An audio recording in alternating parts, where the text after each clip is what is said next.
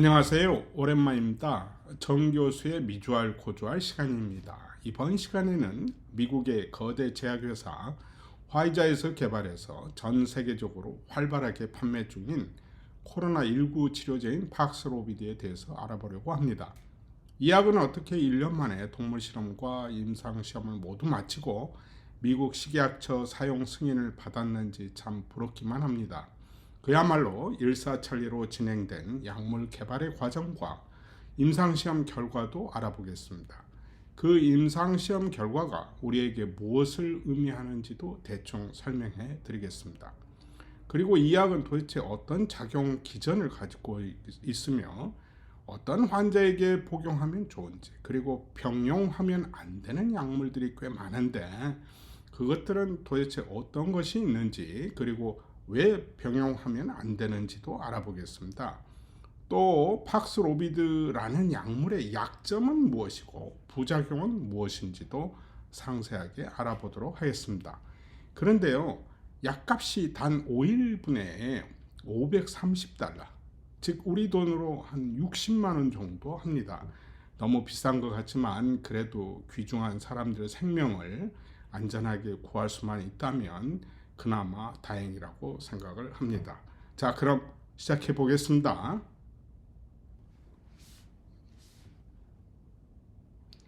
제12편 새로운 코로나 치료제인 박스로비드에 대해서 알아보도록 하겠습니다.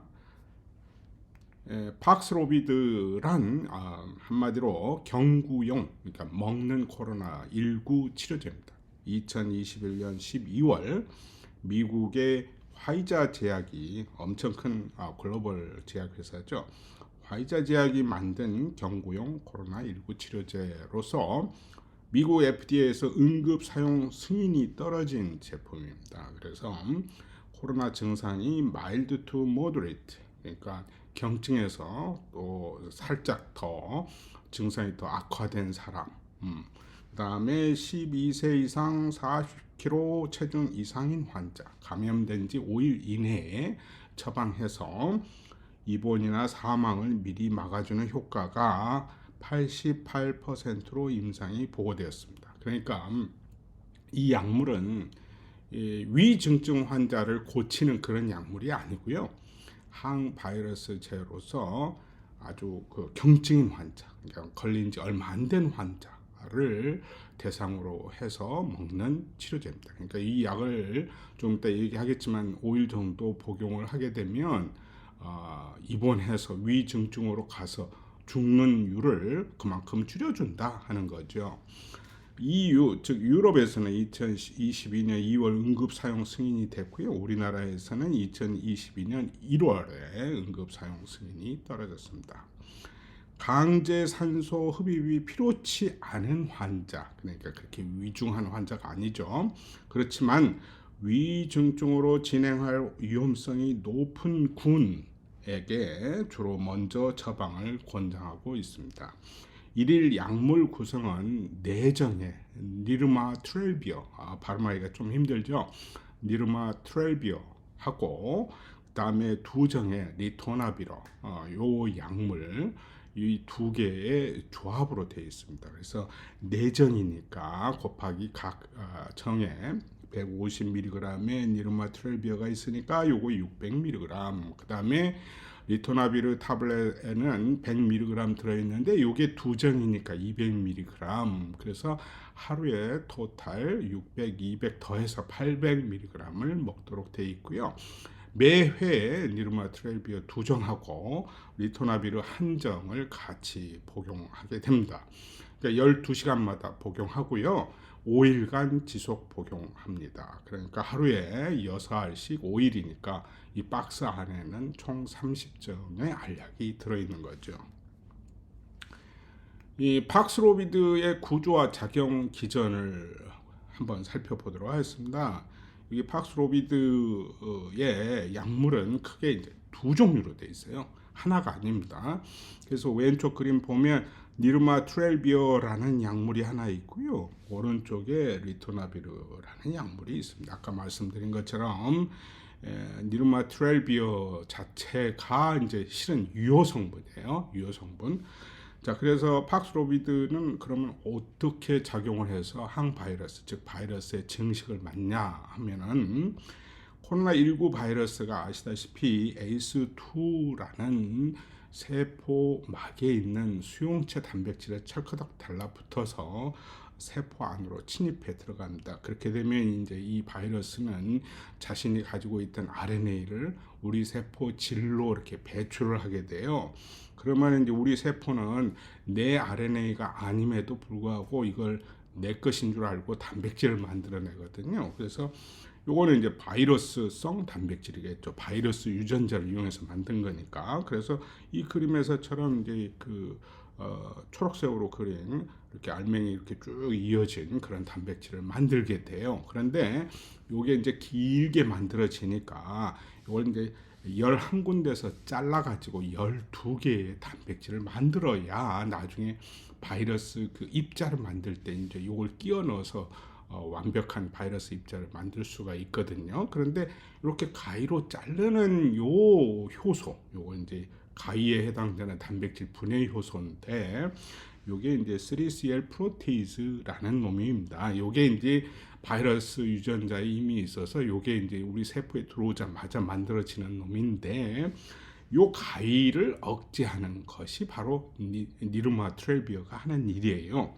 니르마트렐비어가 요걸 억제를 열심히 하면 좋은데 실은 니르마트렐비어가 우리 몸에 들어오면 우리 간에 있는 다른 효소 CYP3A라는 효소가 있는데 이 니르마트렐비어를 변형시키고 분해시켜서 얼른 또 체외로 내보내버리는 거예요. 그래서 약효가 떨어지게 되죠. 그걸 방지하기 위해서 그 효소의 억제 물질을 따로 또 먹어주는 겁니다. 그게 바로 리토나비르죠. 그러니까 어떻게 보면 리토나비르라는 약물은 이 니르마트렐비어라는 약물의 인체 내 지속 시간을 늘려서 효율적으로 코로나 바이러스의 세포 내 증식을 막아주는 그런 보조 역할을 해주는 거죠.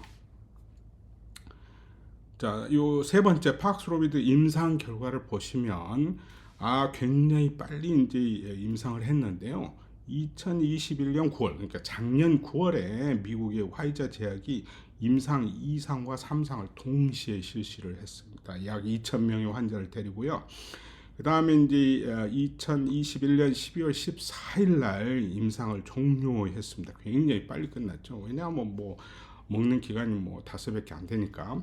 그래서 이 사람들이 발표하기를 팍스로비드의 치료 효과가 약 88%라고 발표를 하고요. 사정이 굉장히 악화되어 있는 영국의 MHRA, 우리나라 같으면 식약처 같은 곳인데, 그래서 제일 먼저 팍스로비드의 코로나19 치료제 승인을 하게 됩니다.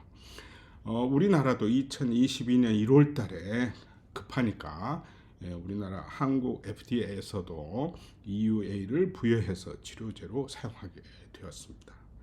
일단 그 팍스로비드를 이용한 임상 결과, 요건 이제 파이자에서 발표한 임상 결과인데요. 여기 보시면 이제 환자들을 크게 둘로 나눴습니다. 하나는 팍스로비드 진짜 약을 먹는 그룹, 그 다음에 위약 그룹. 요거는 이제 가짜 약이에요. 그 다음에 이제 팍스로비드를 먹는 약 그 환자 그룹도 증상이 3일 이내인 환자하고 증상 5일 이내 환자하고 나눴어요. 그래서 보니까 증상 3일 이내 환자한테 먹였더니 입원이 3명. 그러니까 이제 입원하기 할 정도의 그런 환자가 아니고 경증 환자를 대상으로 했는데 팍스로비드를 먹었음에도 불구하고 입원을 3명이나 했다 이 소리예요. 그런데 총 389명 중에 3명 했으니까 퍼센트로 따지면 0.1%, 0.8%에 해당되죠. 근데 사망, 즉 죽은 사람 한 명도 없으니까 이것은 이제 0%가 되고요. 자, 이런 식으로 위약 그룹에서는 가짜 약을 먹은 그룹에서는 385명 중에 입원을 하게 된 환자가 27명, 즉 7%가 입원을 하게 됐고요. 또 7명이 사망을 하게 되었습니다. 그래서 1.8%의 사망률을 보인 거죠. 그러니까 385명 중에서. 따라서 감소율은 지금 요 7% 27명이 입원이 생겼는데 이쪽에서는 3명밖에 안 됐고 이쪽은 7명이 사망이 생겼는데 이쪽은 한 명도 사망자가 없었으니까 이걸 감안해서 이걸 이제 상대적 리스크 리덕션에서 RRR이라고 하는데 89% 감소율을 보였어요. 그래서 이제 입원과 사망 각각을 따져서 그러면 하나는 7% 입원율이고 요거는 0.8%니까 쉽게 얘기하면 6.2% 입원이 감소했고요. 또 한편으로 1.8%의 사망률이 감소한 것으로 보고됐습니다. 증상 5일 이내 환자에서는 입원 환자가 6명이 발생했고요. 사망은 또 여기도 한 명도 없었습니다. 그러니까 요거는 이제 607명을 대상으로 한 거고요. 그 다음에 위약 그룹 612명 중에서는 사망 10명이 있네요. 그리고 입원은 41명이 입원을 했습니다. 그러니까 이것도 감소율이 이제 85% 감소한 거가 되고요. 입원 감소율은 5.7%, 그 다음에 사망 감소율은 1.6%가 되겠습니다. 그러니까 이 약은 어떻게 보면 경증 환자를 대상으로 했고요. 이 데이터에서도 보다시피 증상이 나타나고 얼마 안 된 사람들한테는 훨씬 좀 효과가 더 좋은 편이죠. 증상 5일 이내 환자보다는 증상 3일 이내 환자한테서 입원 감소도 더 잘 되었고 사망 감소도 더 잘 된 걸로 나와 있습니다. 자, 팍스로비드 투여시 주의사항과 부작용을 한번 알아보면요.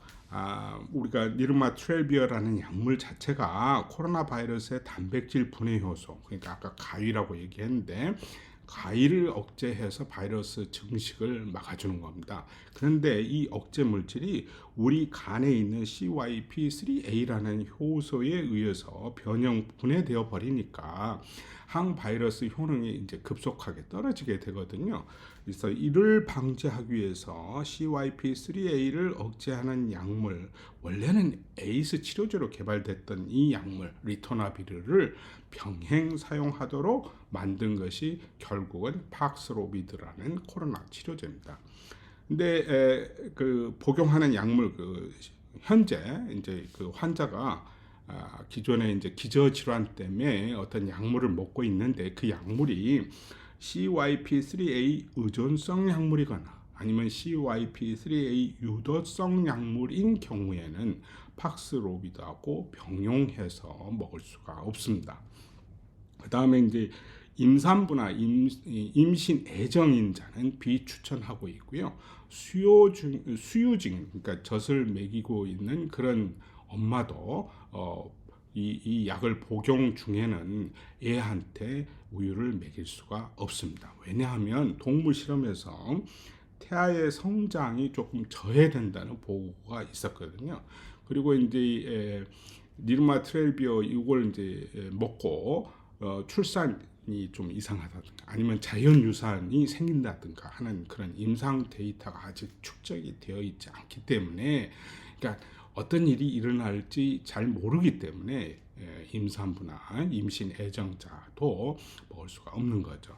그 다음에 이제 이 팍스로비드를 복용했을 때 자주 나타나는 부작용으로는 소화불량이 대표적입니다. 아까도 얘기했다시피 니르마트렐비어라는 약물 자체가 우리 인체 내에 있는 효소, 단백질 분해 효소, 카이모트립신이라는 단백질 분해 효소가 있는데 이것도 좀 억제를 해줍니다. 왜냐하면 바이러스가 가지고 있는 3CL 프로테이즈라는 것도 원래 이름이 3C 할 때 이게 카이모트립신의 준말이고요. L은 like의 준말입니다. 그러니까 우리 인체 내에 있는 카이모트립신과 유사한 단백질 분해 효소라는 뜻이거든요. 그래서 이 니르마트렐비어 자체가 단백질 분해 효소 억제자이기 때문에 소화불량의 부작용이 좀 자주 나타나는 편이고요. 그 다음에 설사, 구토, 고혈압, 근육통 등의 부작용이 보고되고 있습니다. 자, 그런데 팍스로비드의 특이한 점은 아까도 얘기했다시피 니르마트렐비어의 약물, 요게 인체 내에 좀 더 오래 좀 잔존해서 바이러스 증식을 효과적으로 막아주기 위해서 이제 같이 병용하는 리토나비르라는 약물 때문에 CYP 억제로 인한 병용 금지 약물이 꽤 됩니다. 그래서 실은 이 CYP3A라는 효소는 뭐냐면 우리 간에 있는데요. 원래 이름은 사이토크롬 P450이라는 효소에 세 번째 패밀리에 속하면서 A 서브 패밀리에 속하는 그 효소인데요. 이 효소는 원래 하는 일이 모노옥시게네이즈라고 해서 인체 내에 들어오는 화합물들, 그러니까 우리가 잘 모르는 그런 물질들을 얼른 내보내기 위해서, 배출하기 위해서 물에 잘 녹게 만들어주는 효소입니다. 그래서 오줌으로 배출되기 수월하게 만들어주는 기능을 하는데, 요 효소 때문에 니르마트렐비어라는 약물이 인체 내에 잘 오래 있지를 못하니까 인체 내 잔류 시간을 늘리기 위해서 리토나비르를 동시에 복용하게 되는데, 바로 요것 때문에 CYP3A의 억제로 인해서 체내에 축적될 수 있는 그런 약물들, 그 다음에 CYP3A 활성에 의존하는 약물들을 같이 복용하기가 힘들겠죠. 그래서 예를 들어서 이제 지금 같이 이제 병용 처방할 수 없는 약물들이 이 3번에다가 제가 이제 대충 요약을 해놨는데요.